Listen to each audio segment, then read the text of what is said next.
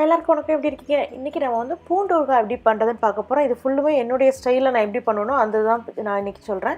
அதுக்கு என்னென்ன பொருட்கள் தேவைன்னு சொல்ல நோட் பண்ணிக்கிறேங்க. இங்கே நான் வந்து பூண்டு பல் ஒரு 30லேருந்து 40 பல் உரிச்சு எடுத்துக்கிறேங்க. அதுக்கப்புறம் நம்ம இதுக்கு வந்து நல்லெண்ணெய் தான் சேர்க்க போகிறோம். 3 டேபிள் ஸ்பூனுக்கு நல்லெண்ணெய் எடுத்துக்கிறேங்க. நான் இங்கே வந்து ஒரு அரை டீஸ்பூனுக்கு வெல்லம் எடுத்து வச்சுருக்கேன். அரை டீஸ்பூனுக்கு மஞ்சத்தூள், 3 டீஸ்பூனுக்கு மிளகாய்த்தூள் எடுத்துக்கோங்க. அது உங்கள் காரத்தை பொறுத்து காரத்தை கூட்டி குறைச்சி போட்டுக்கலாம். இங்கே 2 டீஸ்பூனுக்கு நான் சீரகம் எடுத்திருக்கேன். இங்கே 2 டேபிள் ஸ்பூனுக்கு கொத்தமல்லி இருக்கு இல்லையா, அதை எடுத்திருக்கேன்.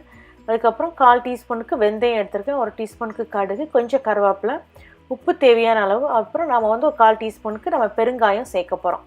அப்புறம் லைம் ஜூஸ் எடுத்து வச்சுக்கிறோங்க. ஒரு சின்ன சைஸ் லைமாக எடுத்து புளிஞ்சு வச்சுக்கிறோங்க. ஓகே, முதல்ல நம்ம என்னென்ன பொருட்கள் இதுக்கு அரைக்கிறது அப்படின்னு பார்த்துக்கலாம். நான் இங்கே நம்ம எடுத்து வச்சுருந்தோம் இல்லையா, அந்த சீரகம், கொத்தமல்லி விதைகள் இருக்கு இல்லையா, அதுக்கப்புறம் வெந்தயம், இது 3ஐயும் நம்ம மிக்சியில் போட்டு நல்லா பொடி பண்ணி எடுத்துக்கிறப்போ இந்த மாதிரி பொடி பண்ணி எடுத்துக்கோங்க. எடுத்ததுக்கப்புறம் நம்ம எண்ணெயை வந்து எந்த பாத்திரத்தில் நம்ம ஊறுகாய் கிண்ட போகிறோமோ அந்த பாத்திரத்தில் ஊற்றிட்டு அது லைட்டாக சூடான பிறகு எடுத்து வச்சுருக்கோம் இல்லையா கடுகு, அந்த கடுகை போட்டு லைட்டாக வெடிக்க ஆரம்பித்த பிறகு வெள்ளைப்பூடை போட்டு வதக்குங்க. வெள்ளைப்பூடை போட்டுட்டு அதுக்கப்புறம் கருவேப்பிலை போடுங்க. இல்லைன்னா நீங்கள் சூடாக இருக்க எண்ணெயில் மேலே கருவேப்பிலையை போட்டுட்டிங்கன்னா ஃபுல்லாக தெரித்து எண்ணெயெலாம் வெளியே போயிடும்.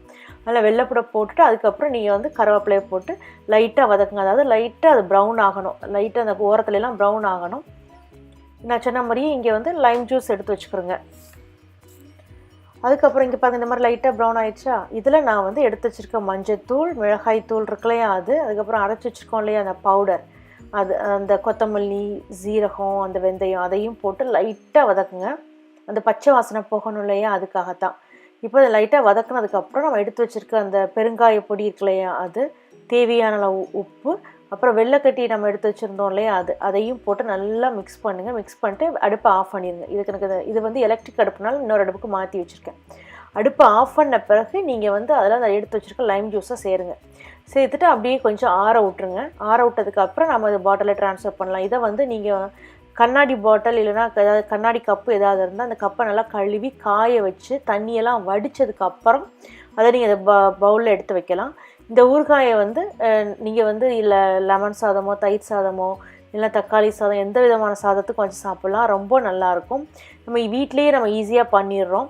சில பேர் வந்து இந்த ஊறுகாயை வந்து குக் பண்ணாமல் ஸ்ட்ரைட்டாக எல்லாத்தையும் மொத்தமாக போட்டு நல்லா ஊற வச்சு எடுப்பாங்க. நான் அது எப்படி பண்ணுறதுங்கிற எனக்கு ஃப்யூச்சரில் நான் வீடியோ போடுறேன்.